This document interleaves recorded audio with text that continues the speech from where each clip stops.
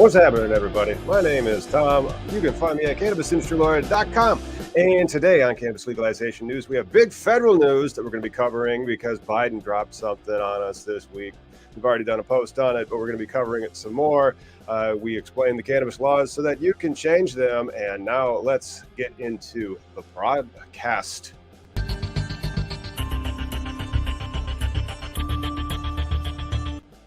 Oh, Miggy, how was your week, man? Man, it was really big news. Really, on a federal level, when you consider like just to federal get through. Yeah. The president, the statement from the president himself. And again, like we did that live and it got picked up pretty good. But we're going to kind of unpack it a little bit more as now the news has developed over, of course, a few more days, and then cover just general federal cannabis legalization news. And so thank you so much for joining us. Shout outs to all the members, because those members, they actually literally pay us. And then we'll be answering their questions towards the end of the program. So, dude, 3 points. 3 points he made. Yeah. And so like point number one, all prior federal offenses of simple possession of marijuana pardoned.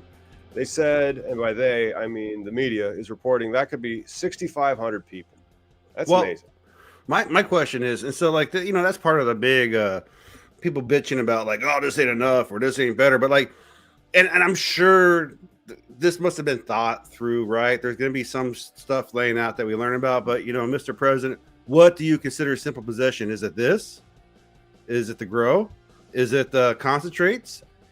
Is it the store? Like, what is simple possession when considering, when I watched Lance Gloria's trial, he had a store and a grow. Well, we will be finding out because directed the Attorney General to develop an administrative process for the issuance of certificates of pardon to eligible individuals. We will see what those eligible individuals have been charged with. But even here, they said thousands of people that would be impacting. And then he has 3 points because nobody can think beyond 3 points. Remember that. Second, he's urging all governors to do the same with regards to state offenses. So like we got a news story about that, about the state offenses. And so how did the governors take that? We'll be covering that one later, going over it. So we have the governors of Texas and the governor of, was it the governor of North Carolina? You shared that. North Carolina.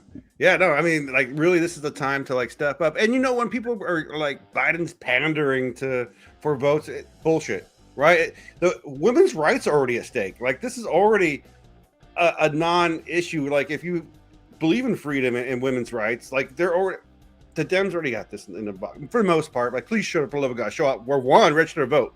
Are you registered to vote? Because next week, I believe, is a deadline for a lot of these states. So look it up if you care about your rights.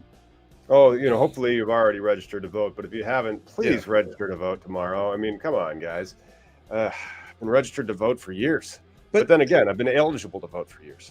But the thing is, too, is like, people are like, oh, my vote don't count. But your vote don't count twice as much if you don't vote at all, right? Like, if the others, whoever that is that scares the hell out of you, they have their equal vote to you. So show the fuck up. Yep, that's right. You better show up. And then the third point, he also has a third point, and then we're going to get into some more of the news stories, kind of unpacking this, starting with Fox News. So third, he's asking Secretary of Health and Human Services and the Attorney General to initiate an administrative process to review expeditiously, which in government means like 4 years, how marijuana is scheduled under federal law. And that's the dumbest thing that I've ever read. Because, like, exactly how it's scheduled. Yeah. You've been in the federal government for decades, Mr. Biden. Decades. Well, and that's another story we're going to cover later on. But, the fact that, this is not legalization. This is a bunch of pardons and direction, which, to get something through, like, what would be needed really for real legalization right away? A 15th Amendment? An executive order? Yep. And so it's right there. And so he's directing HHS and the Attorney General to do the administration process to review how it's scheduled under federal law. He might reschedule it down to Schedule 3 administratively. Or put it with alcohol so there's parity. Yeah, they aren't going to drop it off the scheduling. I don't think they'll drop it off the scheduling. Got any words in the chats over there from any members? DWP. What up? John CLN. But I mean, like Cool. everybody's in an uproar over like him making this move when you should be celebrating and embracing something that it's been a long time, and when stuff happens, it happens fast. Yeah, I know, but and again, the parliamentary procedure, like you have this idea of like, oh well, if I'm president or if I have $1 billion, this is what I would do. Well, by the time you get to that point, you see the world in a different way. It's layers and convoluted. It's not just a simple stroke of the pen every time. And then how many friends do you get that with that happening? That's a dictatorship or some shit, right? Isn't that not the democracy we hope we live in? Yeah, yeah. And then the reaction to the news out of Biden's office came pretty quickly. The next day, Fox News chimed in. So this is from Fox News. Kellyanne Conway and Mark Penn on Biden's weed pardon being timed for the election. And then Conway claimed that Kamala Harris's offices handed more than 1,900 marijuana convictions while she was a prosecutor. So there they are, saying that the only reason that President Joe Biden issued that 3-point order last week was because the election's in November and they want to win. Look, honest, the Republicans are always going to be, I think, anti-cannabis, no matter how many viewers we have that are pro-cannabis that are Republicans. That we see it all the time in the chat. Because then what? Ted Cruz was saying, we're going to get the baristas off the bong. Like, what is your hang up with cannabis? If you all think that people are motivated for this vote, then maybe you should go for it. Maybe you should actually come up with a plan that, support for it. Put it on your platform. Yeah. Put it on your platform. Give some support for it. No, you go and you start claiming politics. I'm shocked. that politics were involved in the October. The word October surprise didn't come from anything about an election, did it, in November? But Kellyanne Conway on Fox News, she said, I think this is part of the election car, the part of the electric car, student loan, marijuana strategy, all time for the election. Don't think it overcomes the particularity of the growing issue of crime and drug-related crime in the country. And actually, that was Fox News contributor Mark Penn, not Kellyanne Conway. I think I saw somebody point out, like, oh, this is what you're going to get with the Dems. And it was Fox News, where it's like, you're going to get legal weed, porn, and, I'm like, it sounds amazing. What's wrong? and abortions. Like, what? Like, who cares? Like, stand on my bedroom.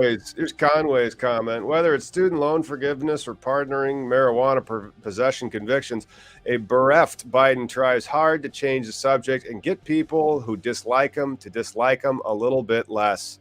There you go. He's not just the lesser of two evils.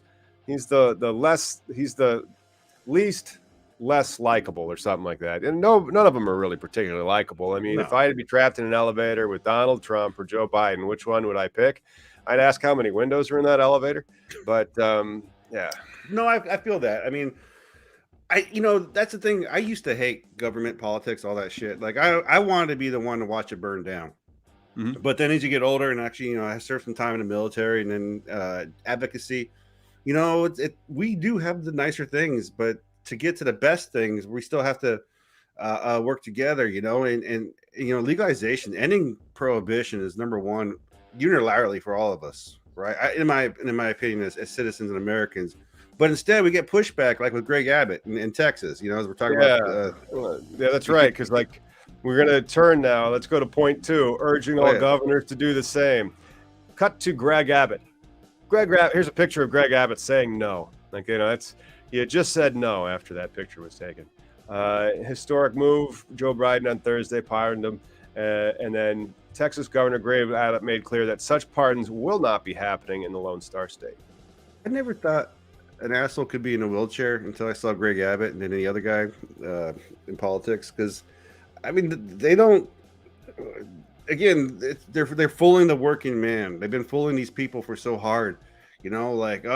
It's the elite socialist. But didn't you go to college too and got a high degree and make whatever, I mean, or better yet, you didn't have to work a day in your life because you came from money already. Silly shit. Well, I'm trying to find any type of quote from Mr. Abbott. And I don't see that. That's just how the news is. Most of news is just ads. And so like this cron.com publication, it looks like it is designed to move ads and have high SEO rankings. Because it says Governor Abbott made clear that those pardons will not be happening, and I'm like, okay, so where is The actual quote. response? Issued the following statement. Okay, finally, I got the following statement that they issued. Here it is, right over an ad for Jasper AI. And so in response, Texas is not in the habit of taking a criminal justice advocate from the leader of the defund police party and someone who has overseen criminal justice system run amok with cashless bail and a revolving door for violent criminals. Wow. Jesus. The governor of Texas can only pardon individuals who have been through the Texas Board of Pardons and Parole system with a recommendation for pardon. And so that was very political. Well, and also Texas, it's been a very conservative state, and it's also one where I think they're very inclined to highway robbery because of it's a passing through state. Like, you know, as someone who used to be a previous black market person, you learn about things and talk about things and know, like, main highways like the 40 that cut through, you have a big chance of getting pulled over because they're monitoring, right, their states. And it's not that hard. It's not that hard to have a bunch of good old boys on one end of a road and another and walkie-talkie. Well, now we have modern cameras and shit. So, but Beto O'Rourke, he came back and said, when I'm governor, we will finally legalize marijuana in Texas, expunge the records of those arrested for marijuana possession. That's again, right. Is he running for governor this fall? Yeah. Is there? How are the polls in the Texas governor race? Pretty tight, I believe. Let's check. I mean, he's a really, I think, sound guy when it comes to, like, and again, like we talked about, politicians suck in general. But if I had to choose between him and Abbott, who's been murdering the infrastructure of Texas, I mean, Texas, if you guys plenty of room for nice things, but yet you got Abbott. Yep. And you're probably going to still have Abbott come November. Election day, November 8th. Currently, Abbott is leading by 7.3%, and he just can't get under that 50% threshold. So that's right, Texas, 50% of you hate weed. But maybe, well, not necessarily. But this is, you know, the independents, right? Like myself, I don't answer these polls or care about this shit for the most part, but as someone who thinks like we all have an equal voice and as citizens and it's just like like I want to see the things come to fruition that I think are best, and legalization being it, I got to register to vote and I got to vote, but I don't pay mind to the other shit, right? So maybe the independents come out because Texas is purple. I honestly think most of America is purple. You know, 7% is hard to come down from with only a month to go, and the most people don't care about weed. I'm sorry, like we have a whole podcast dedicated to it, and all you people that tuned in, you're the best effing people in the world. I want you to know that. Just pat yourself in the back. Thank you for turning in. Complete pandering. You get it from politicians, and you also get it from here at Cannabis Legalization News. And so don't forget, because you might have forgotten, smash that like button and also click the subscribe. You know, we got someone commenting, choosing the lesser two evils, still choosing up to you. You have to, because if you don't choose, it's still choosing. Like even, you know, that in my opinion. Right. Not choosing is also a choice. And that not choosing, that might get you in some trouble. Speaking of what didn't have trouble last week, pot stocks. We got a quick shot on that, and then we'll probably be at the 420 break.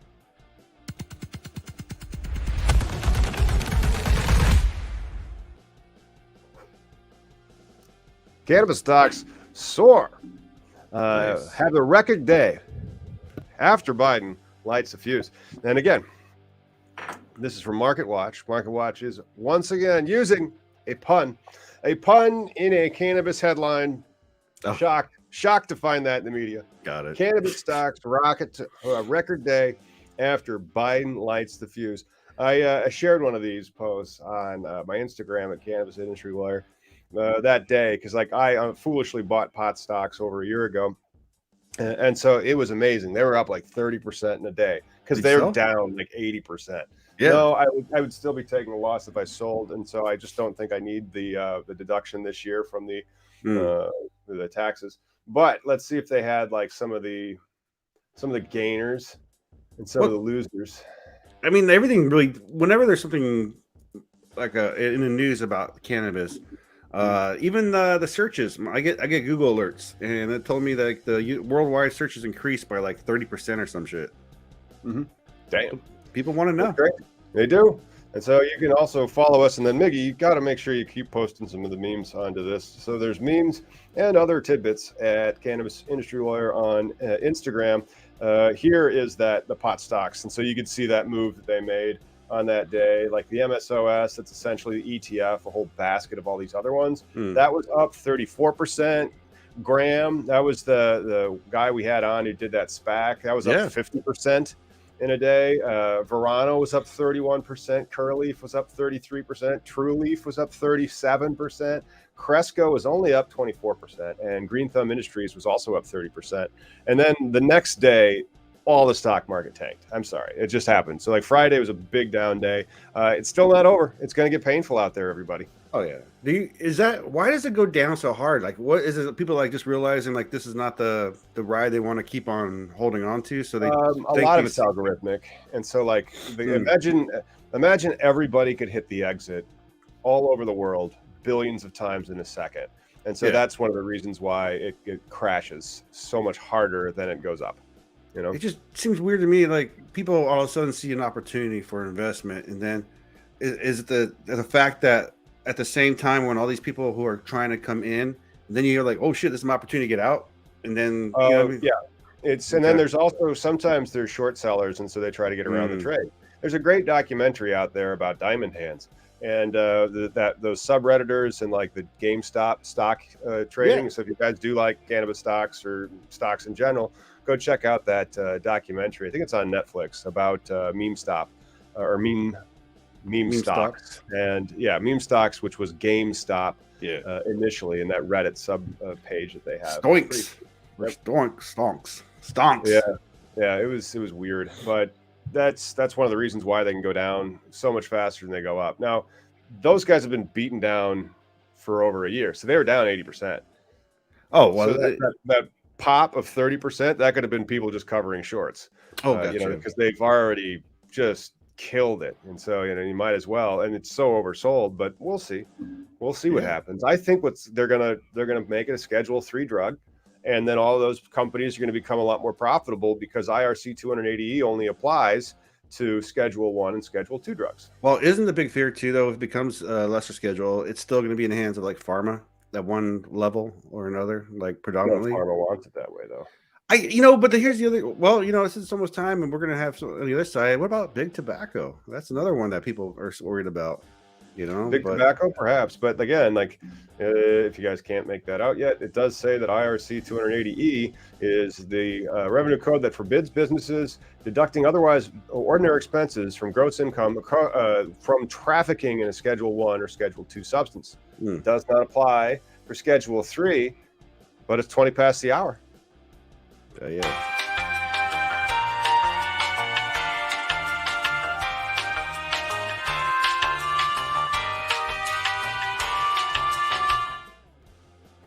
Oh, hey guys, would you like to work with me? Then you can head on over to Cannabis Consulting Online and go on over to our business plans. The vast majority of cannabis startups need to start here. And this is where we do the financial models so that we can understand what the valuation of your company would be so that you don't just start giving out your shares for nothing. The other thing, the other governor we didn't mention, someone's in the chat from North Carolina or living in North Carolina from Texas.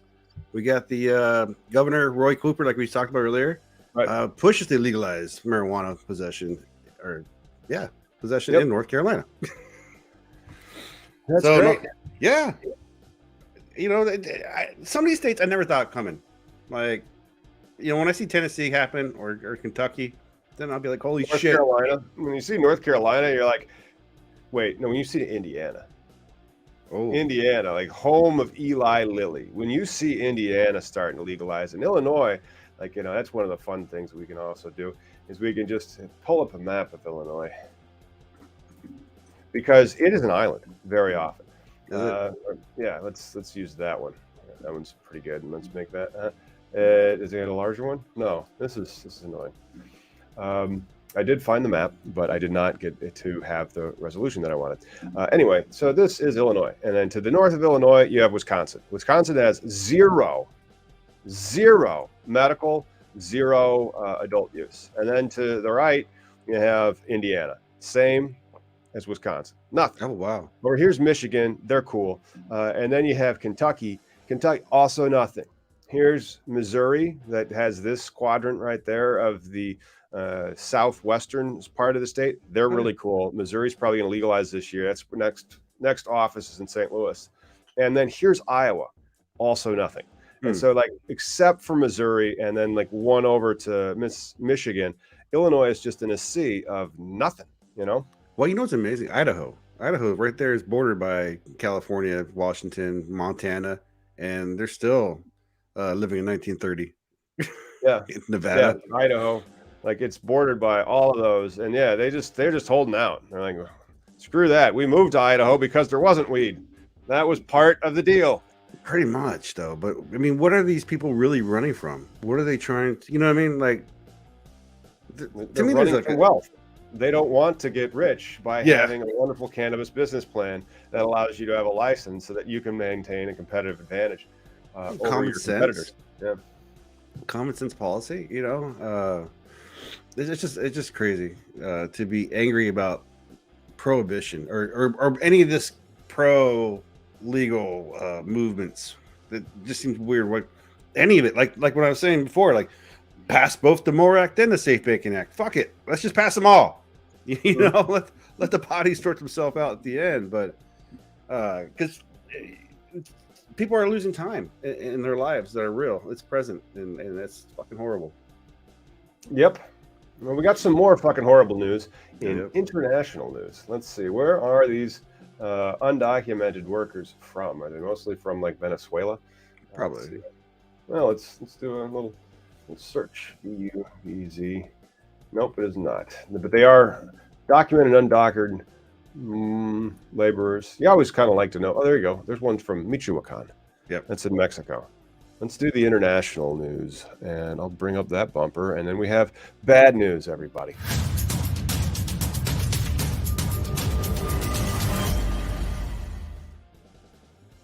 See that? That is an undocumented farm being tended by undocumented laborers. Lured with the false promise of high pay and decent labor condition, immigrants are held against their will by outlaw farmers who withhold their wages. And before, okay. I'm just saying, Politico is reporting this out of Medford, Oregon, from this week, October 2nd. And before, like, people get on this weird ass, like, this is another reason why the cartels or whatever. In the center of the article, it says if you buy marijuana illegally somewhere in the U.S., there's a very good chance. Well, no, I guess it is, but still, I mean, like, you know, how do we prevent this? Like, legalization would prevent this, wouldn't it? You think? Like, wouldn't this like? It's still unlicensed. This would replace this farm with moonshine. And it's the exact same thing. They're just running an unlicensed still. They're running an unlicensed operation. And then they're doing it in Oregon probably because there's so many farms there. It's easier to get away with not having a license because you blend in. There's thousands of cannabis licenses in this state. So why, you know, but that's doesn't mean that you should be resulting to, like, let's see here, this labor that they had a pretty decent quote. So Isabella is one of them. She remembered the cops were very aggressive. They didn't care if there were people inside. And the officers uncovered 6,000 pounds of processed cannabis and over 72,000 plants and more than 200 workers, some documented, some undocumented, that were detained for questioning and then released. So this was a state, federal, and county law enforcement raid of a fairly large. That's a huge, 72,000 cannabis plants, undocumented, just going on. I mean, talk about the balls on the person that is going to be running a farm that brazenly, outside of the. But then that's still like a huge farm, you know. Well, in retrospect now, as I'm thinking about it, because of course, some of these topics are kind of sensitive, right? Like immigration and all the other bullshit. But the fact that they're caught, I think, shows what legalization can do, right? Like they got caught in a legal state. They, it wasn't like they were growing in Idaho. They tried to blend in. They slept in tents. They washed their dishes with hoses. They used overflowing portable toilets. Ate mostly rice cooked under tarps. Very often, no electricity or potable water. Men working alongside them menaced them with sexual harassment and getting paid wages so that they could hopefully send that back to their family in Michoacan, Mexico. It was the exception, not the rule. So also not getting paid. Talk about like slave labor right there. You know, you've just taken a person, moved them off of their home, and then said, get to work without paying them, no license. Well, and then also immigrants live under fear, right? They live under this, like, I can't go to the police for help, or even the fact that it is cannabis and illegal, you know? So you compare the two together, you really don't want to deal with law enforcement. But, you know, this kind of sounds also what, you know, bad behavior. This is the kind of shit that happens, right? Like, do you remember like trimmigrants? You know, people Trimmigrants, trimmigrants are going out, but that's trimmigration, man. Because when the harvest comes down and it's now the season of the harvest, so the trimmigrants would be moving because the fish tour is over now. And so they need something to do to afford the MSG tickets or whatever band they're following. But now, like, and again, I think the legal market, this, when you get so big, you're going to be noticed. And so that's a part of the problem too. Because, you know, it's hard to hide. You know, when people who have licenses now are willing to rat you out. I mean, I've seen it here in the state, but people following bad, you know, on the legal side. This also shows how legalization has helped the citizens, right? Because we're not hearing so much about trimmigrants because people have rights to. I mean, I'm pretty sure there's still illegal farms out there, and people. That's how they would hop. Look at that legal. Like the stuff they're reporting though is just terrible. Yeah. And so like they can't go seek help because of this legal limbo that they're in with not being a citizen.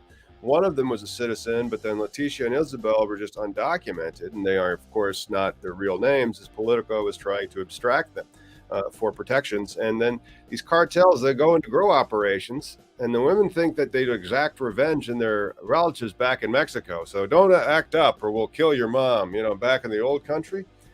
Said worse than prisoners, she described it as. And if you buy weed illegally in the U.S., it's probably grown. It says there is a very good chance it was grown by people like this. So, you know, that's a good reason to go to the dispensary and pay the premium.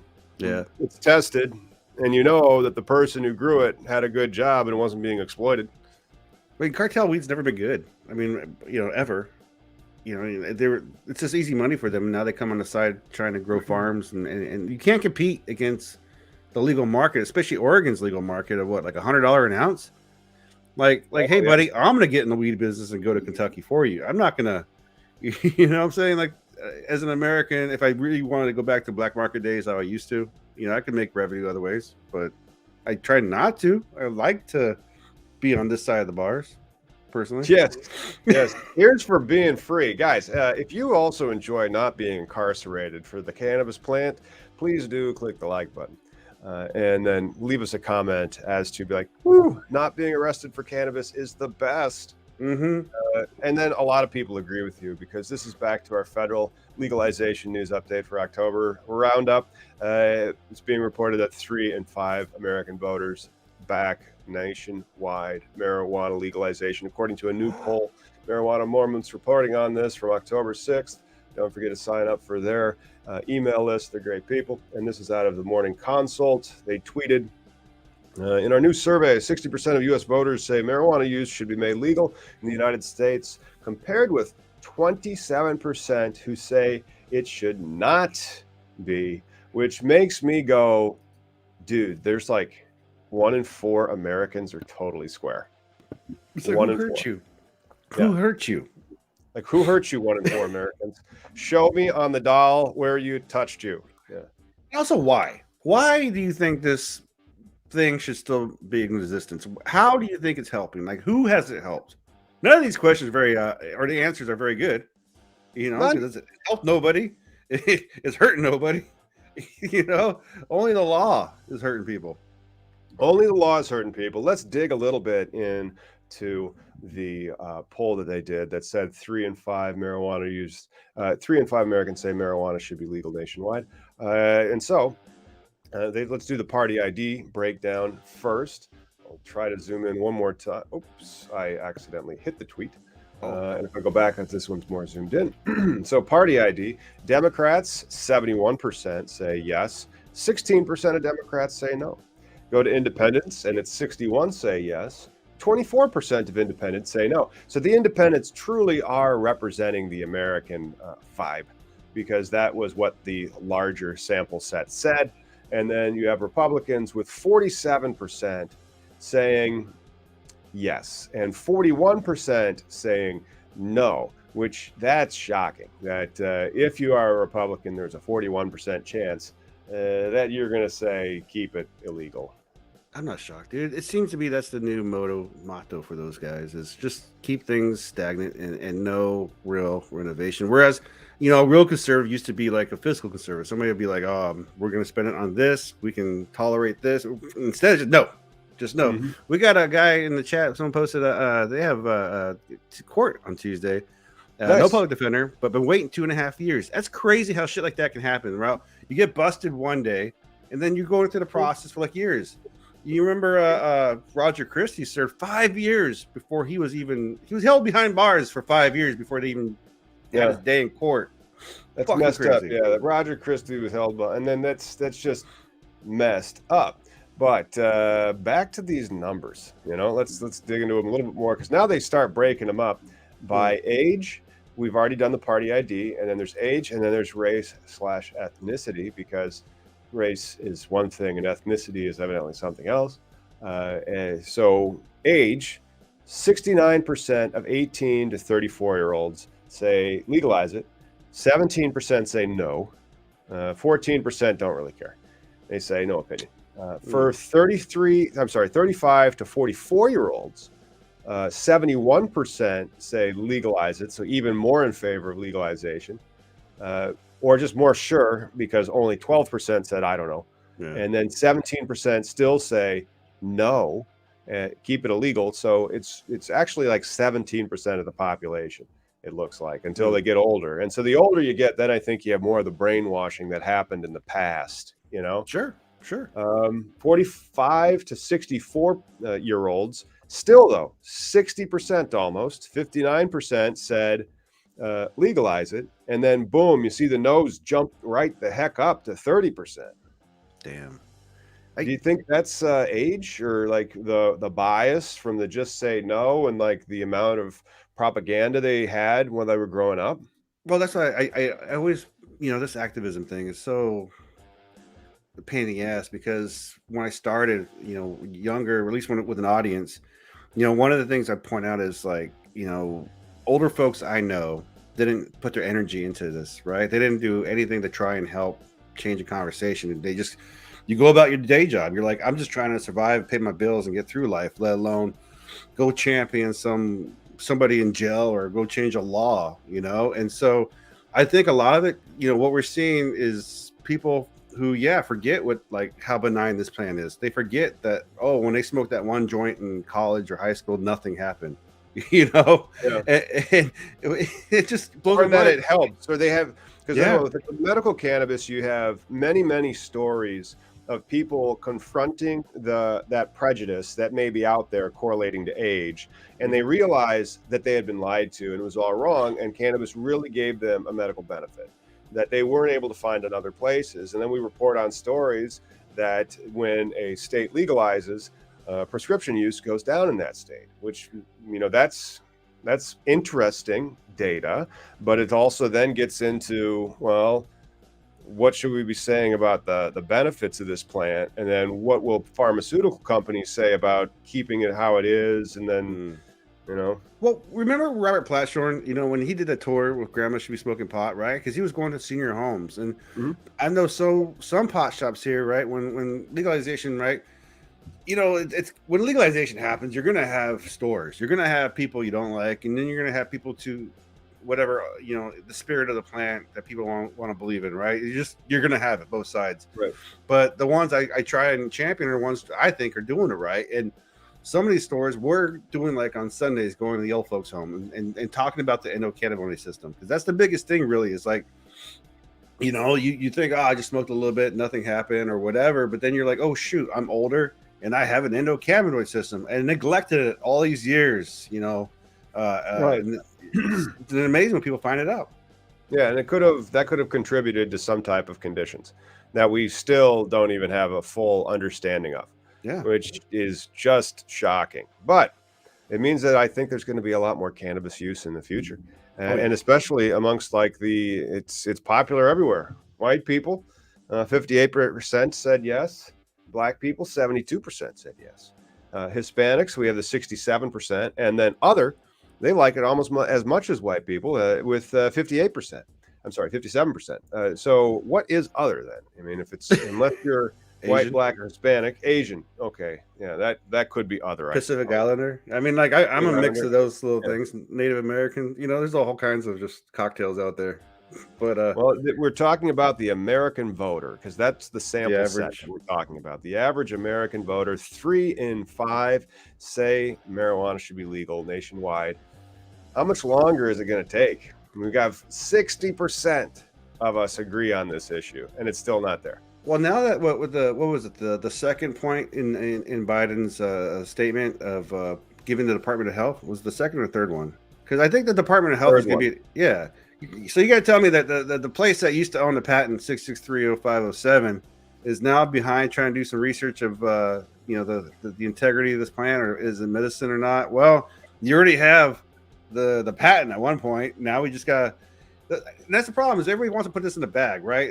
This cannabis treats everything, and not everybody reacts the same to Viagra. I don't know. Like not everybody reacts the same to everything. We don't get that platitude on anything out there. I don't think, right? Any drug. Mm-hmm. Some people coffee makes them wired. Other people coffee actually. There's few that they make them shut down. It's People have food allergies. yeah, man. People are allergic to weed. In more cannabis news, this is another election state. This one's out of Arkansas. Arkansas Cannabis.net is reporting that Arkansas Supreme Court has approved the recreational cannabis legalization vote in November. However, the Oklahoma Supreme Court rejected theirs. So Arkansas is in, Oklahoma's out. And so that's being crazy. reported out of Cannabis.net. Decision was reached in Responsible Growth, Arkansas, asked the court to overturn a state board of election commission's ruling from August that said the measure could not be put on the ballot due to a technicality in the language. You see, that's what cannabis has to fight for. Like legalizing cannabis, you even have to overcome technicalities because that's the extent of the prejudice that is facing this plant. You get it on the ballot and they will try to get it off. South Dakota. And they were successful. Yeah, South Dakota. It looks like Oklahoma. And so let's go back into this. Let's drill over to Oklahoma. And this was on September 28th, so actually the week before last, but it won't get recreational weed anytime soon, says state Supreme Court. So the state Supreme Court refused to get involved in a case of the recreational cannabis. And so it's not going to appear on the ballot in November. However, they were the 30th state to recognize legal medical marijuana in 2018. This was a 5-4 decision that was released on Tuesday, and then it had a 10-day window in which anybody can contest the 117,257 valid signatures they gave. It was supposed to be yes on 8/20, but yes on 8/20 will now have to wait until at least 2024. Damn. I mean, I never saw Arkansas actually. I mean, who even talks about Arkansas? No offense, Arkansas. There's like two you probably watch this, but I don't know anything about Arkansas. I'd work in Arkansas, and I hope that they have a decent market. That's more open because right now Arkansas is just such a limited market. If Arkansas goes the way of Illinois, where it's a limited state, but then they're still going to allow several hundred licenses, I'd set up shop. Be like, hey, Arkansas, let's help you out. Yeah. Do they have a farming industry? I mean, because most places have some sort of I don't know what Arkansas is known for. I always picture Central America as like nothing but farms, right? Like it's all America. I love how it's Central America. You know what I'm saying? You mean Central like America? Yeah, right. You know what I mean, though. But we got a comment here too that about the the last article we just read about some Hispanics are under the impression through immigration laws as simple as getting a job in the industry. No, that is only in the military service. So if you do some military service, it can help you get what we call it God damn it, citizenship. But not a job in the weed industry. They might one day ask you, what is the population of Arkansas anyway? Oh shit, become a citizen. It is 3 million people. Louisiana has 4.6 million, almost 4.7 million, and Missouri has 6 million people. So really looking forward to that opportunity that's coming in Missouri. Can't wait to start doing some content on that after the election passes. Yes, Benton, Arkansas. That's funny. I never even think about again Kansas and Arkansas. I think are right there because Kansas, right? Because Walmart was part of Kansas. My mother-in-law, grandmother-in-law, she was from Kansas and tell stories about the old Walmart days and we used to walk past the old Walmart days. Yeah, you know what you can't find at Walmart? Hmm. Cannabis strains. We should take a look at some.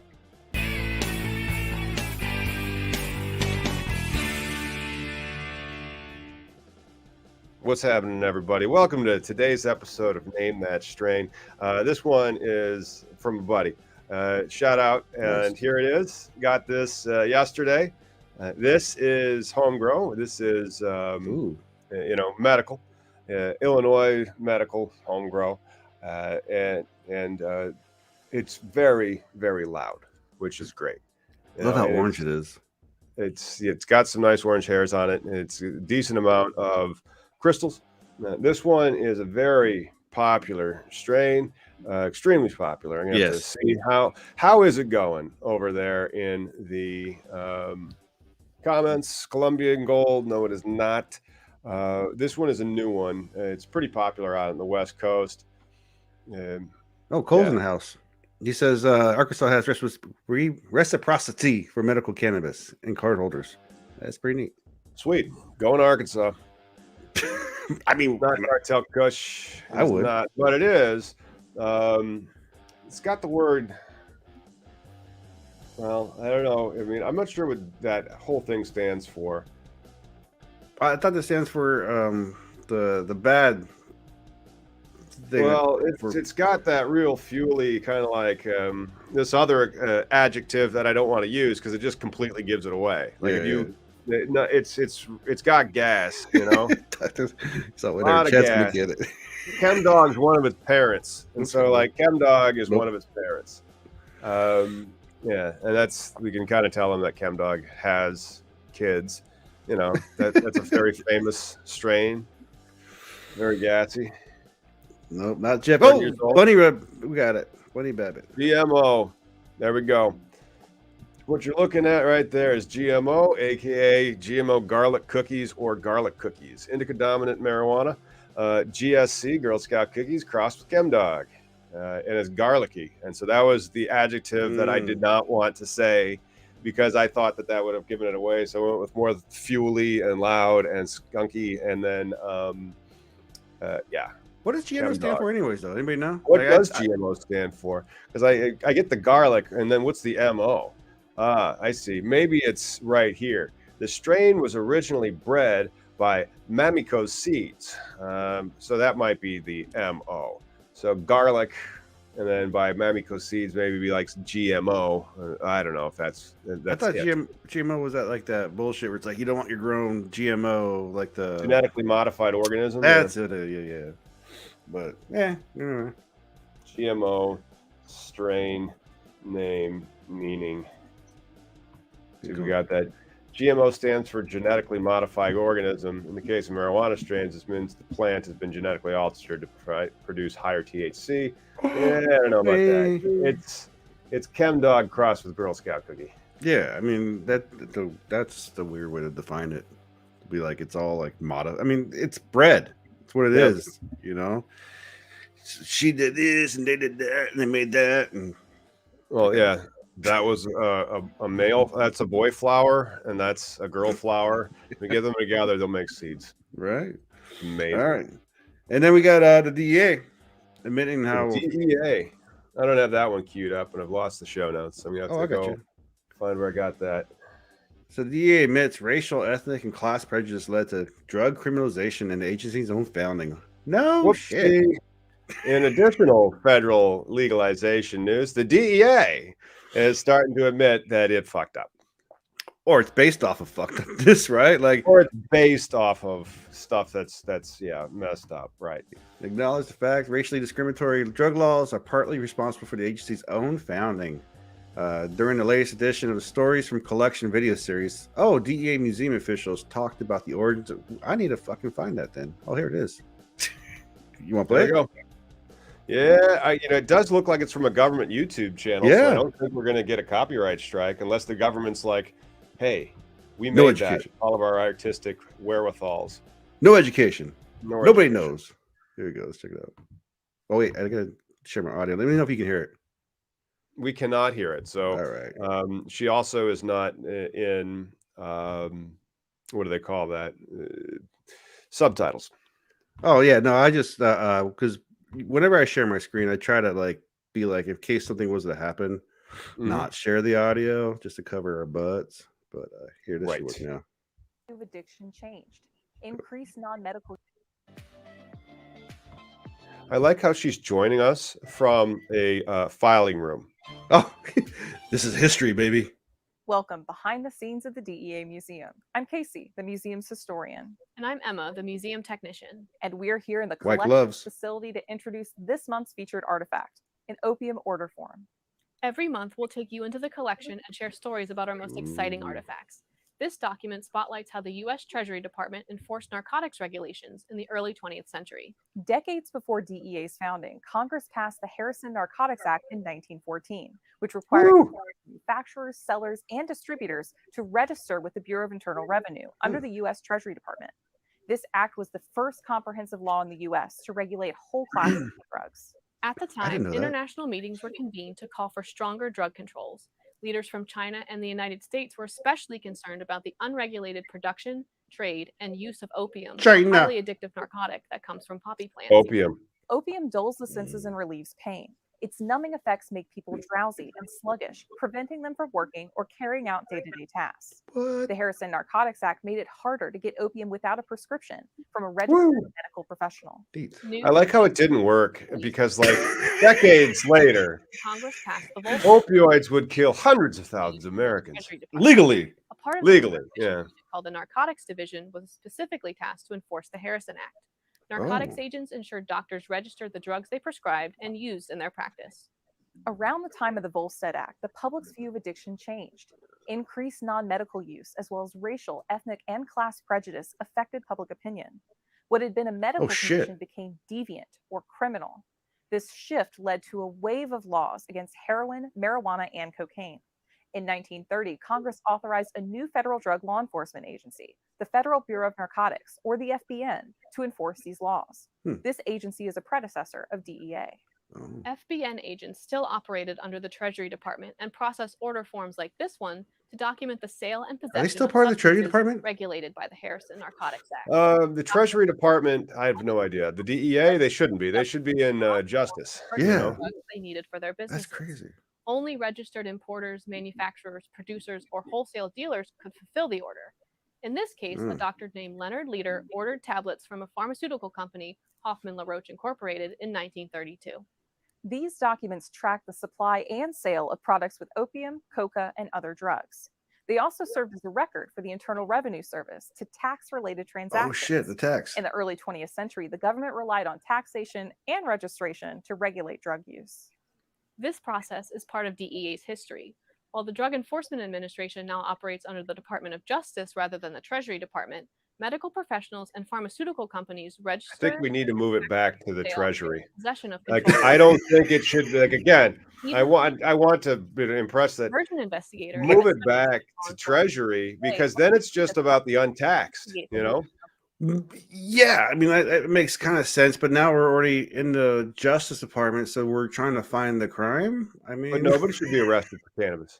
No, that's the thing. And so if it goes back to Treasury, it's just about collecting the money. It's like, hey, do you have a permit for selling that eighth? No.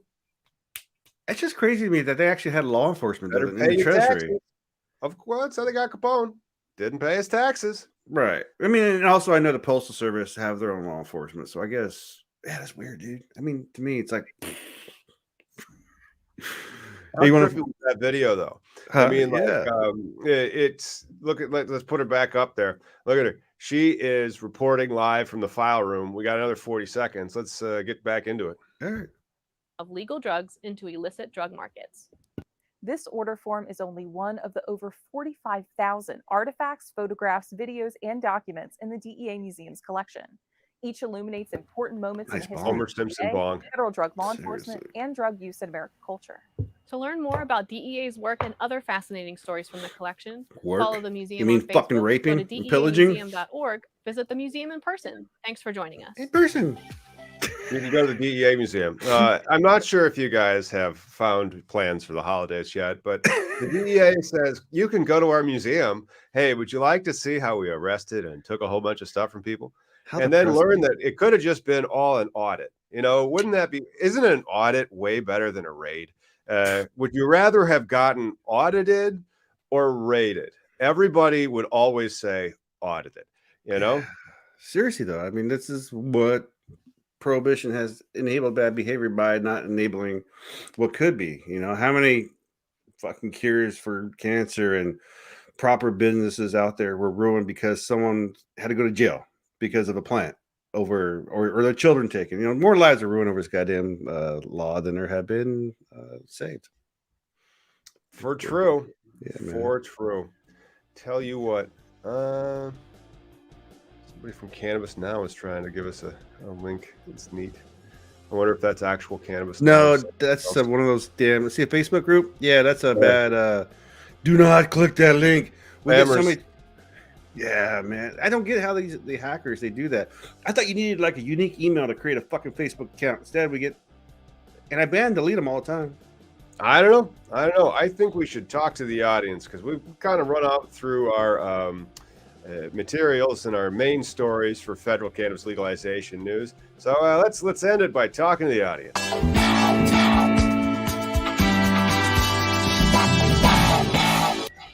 What's happening, guys? You got any questions? You in New York? Anybody?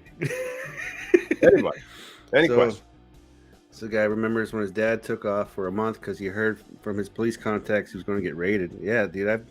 When I was black market, I used to sell in a mall, and you know, I was a assistant manager of Mrs. Phil's Cookies. So you buy a cookie and you get an eighth if you use the right words with me. What was the magic?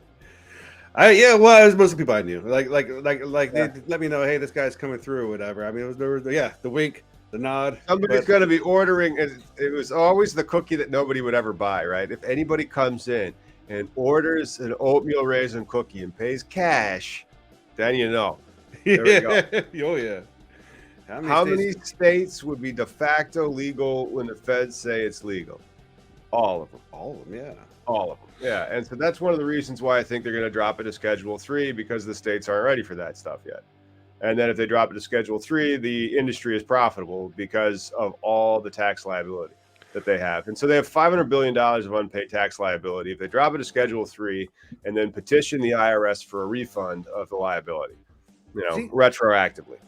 That's the conservative play. But I think also just descheduling overall is not going to encourage more bad behavior in non-legal states. I think the legal states will, if anything, if that were to happen, just regular off schedule. But like you said, though, I think people are trepidatious about like thinking this free for all is going to happen. The same free for all that they thought was going to happen in 2012. Yeah. You know, or the fact that we even had the hemp marijuana division. You know, like. All too many times when I post the stupid memes, just making fun of it, people are like, well, hemp doesn't contain THC. It's just a legal 0.03. It's just a legal word. You know, they're the same, Roman tomatoes and greenhouse tomatoes. They're tomatoes, you know, it's whatever the cannabis Latin name would be. They're both that. But shout out though, Corey is a member, and consider joining a membership of our channel. We get notice when you do, and some of the membership levels, I'll mail you a book or a T-shirt because we do have those. Those are our higher membership levels. But thank you so much for our members, and that's why we have the let's talk to the audience aspect of it. So, are there any other questions? Corey asked one. Victoria from Facebook, where you can't join as a member, you should go over to our YouTube and join there. By the way, will prices increase? No, but very often, and even in our models, we build into depreciation of price, so that and then it'll eventually bottom. And so I think, but remember, it's strawberries. And so like strawberries eventually bottom. They're at its market price of where it's at.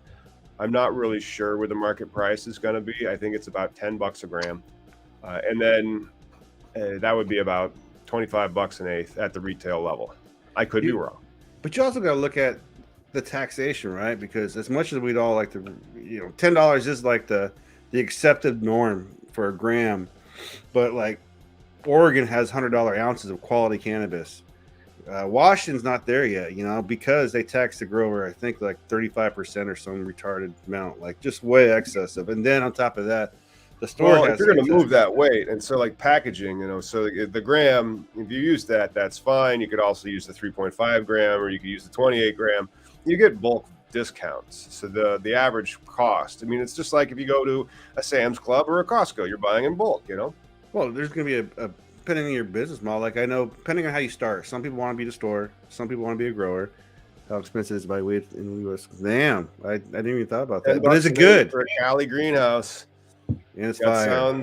I bet that's probably good stuff too. Yeah, $10 for an eighth of a greenhouse, and that means that they probably wholesaled it for $5, and then it retails for $10.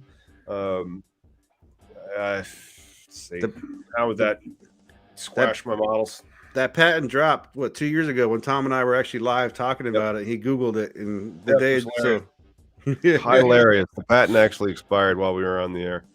So $5 a gram times 454 grams is okay. That's not too bad. It's still a $2,200 wholesale price. You can do just fine on that, especially if you're in a greenhouse. And so $10 an eighth for a California greenhouse, they might have grown that pound for $300-$400, and they sold it for $2,000. Good deal.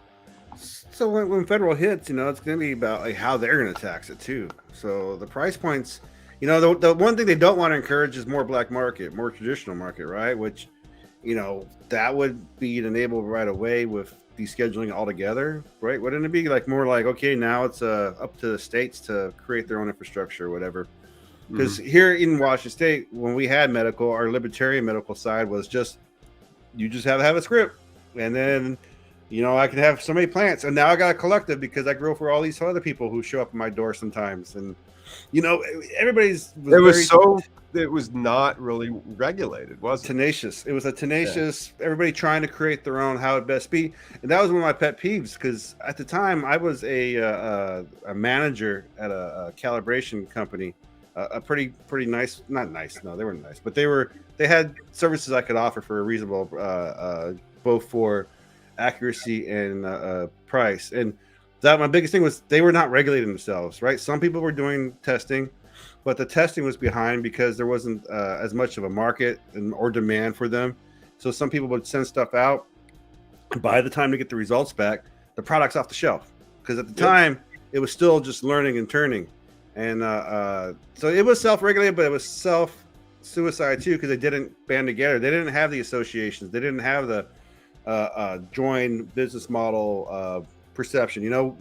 We're here regulated by the Washington State Liquor Control Board, or I like to call the fun police, because I was just at a pot shop that they bought a bank, right? So like all their stash is in the vault and stuff. It's a pretty cool spot. And they had the bank, how banks have the time on the outside? Well, they always had it at 420. And our fun police told them to take that down. You couldn't pull it in. And then they had them change their logo because it had like pretty little pot leaves in it. So, there's various levels of this regulation that make sense and don't make sense, man. There certainly are. And there will be more with that next week. It'll be interesting going into this election. Hopefully everything goes well. Now that it seems that they are signaling that there is a formal timetable for the deregulation of cannabis, which is just great. I mean, that's point 3, where he told his administration, hey, we got to see if this Schedule 1 stuff makes sense or if there's something that we can do that works better, aka Schedule 3. But that's still not legalization. You could still have the same type of piecemeal state-by-state rollout. Or they plan what they're doing now, and they actually, like, hopefully a negotiation for putting the MORE Act through the Senate, right? It's passed the House, get it through the Senate. Descheduling of it would move that ball more the way everybody wants it. That's the thing about for some people. That's the problem. Like they know that descheduling it means like the hemp market, and so it's going to be the Wild West. They drop it to Schedule 3. But you know what they're not recognizing? They're not recognizing the players already in the industry. So they're people doing that, riding that coattail of taking hemp extract and turning it to Delta 9, right? That's so horrible to hear, because it's like, why are you taking orange juice and turning it to orange juice concentrate? You know, I'd rather just have the real orange juice. And so if you let people just have the real plant without having to go through some sort of process, like again, that's kind of how tobacco can get its hands, right? Nobody wants, you know, the plant itself is not bad, tobacco. It's when it becomes a cigarette and then it gets mixed with all the chemicals like a meth lab, versus, you know, the plant cannabis is beautiful by itself and it doesn't, you know, you can just, that's it. You don't need no more. But people do manipulate it to become other Delta 9s and shit like that. Well, you don't need the lab process. Your organic process is good enough. And, you know, people are skirting around the law already. If descheduling is just going to make a fair playing ground for people already in the industries, I think. You know, plus, well, I don't know. Have you heard of hemp with THCA? Yes. Yeah. I think that's going to be our first foray, because like the models that we're making for the craft grows for the acquisition, they, you know, you first have to buy those craft grows, which can be expensive. And so like, if you do it right, you might just want to start with a high THCA farm of hemp. And so like, oh no, it's all hemp, but you're on that high THCA hemp, which is great. It's just the best. And then you go from that into the acquisition of the license, and then you just take one step at a time. But you know what would be cool? The questions, guys, they're good.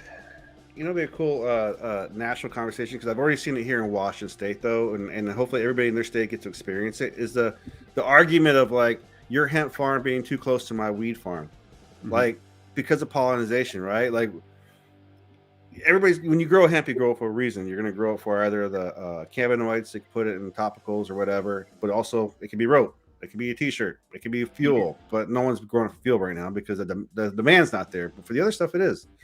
But like, again, that 0.03 law is turning that topical from a topical to a burn, because it's it's a hot crop, versus the other guy too. His great THC cannabis plant can probably turn into a bunch of boys because of the other crop. So, you know, who's the right and wrong in this situation? I don't know, but it'd be cool if policy became like, you know, every state, there's going to be such a demand for hemp and for cannabis, you know, for both. As they get into this types, but then you always really want to have a buyer, and having just supply come online and not figure out where you're going to liquidate the supply. That's putting the cart before the horse, in my opinion. You need to know how you're going to get rid of the crop and what the point of the crop is, you know. But, you know, hey, I think we have to just kind of wrap it up. It's been over an hour. We've been kibitzing. It's been good. It's all THCA until it's decarboxylated, according from Ohio Garden. All right, I'll buy that. I mean, I don't know. I'm just a guy who goes to his store and buys weed, and my green thumb is still a gram. Oh no, I don't. I mean, I basically only grow my own now. It's going to be pretty sweet, Nice. and it's just so nice that I have the ability to be able to do that. But I still go to the store sometimes when I want to like spend $70-$80 on an eighth. Sure.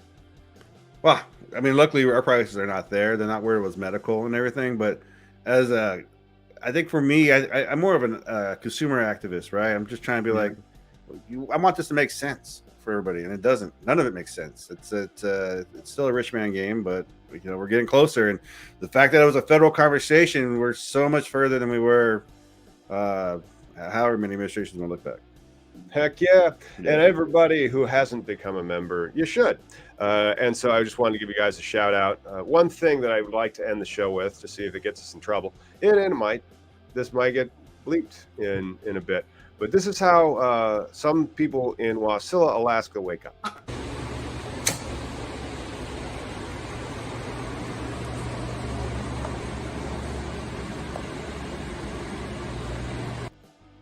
What a pretty little farm. It's just I not how I grow the plant, but you know, whatever. And so thanks guys. Thanks for hanging out. Miggy, that looked like a good one. It was. Talk to you next week. Have a good one. Later. Later. Whoop. That was not the one. I got to delete that one. I meant to hit this one. Later.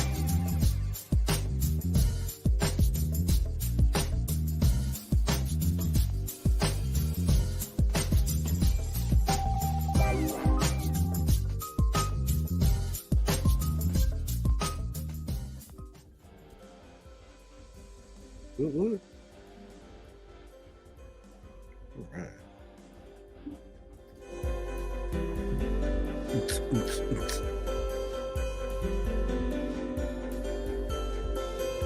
Brown chicken, brown cow.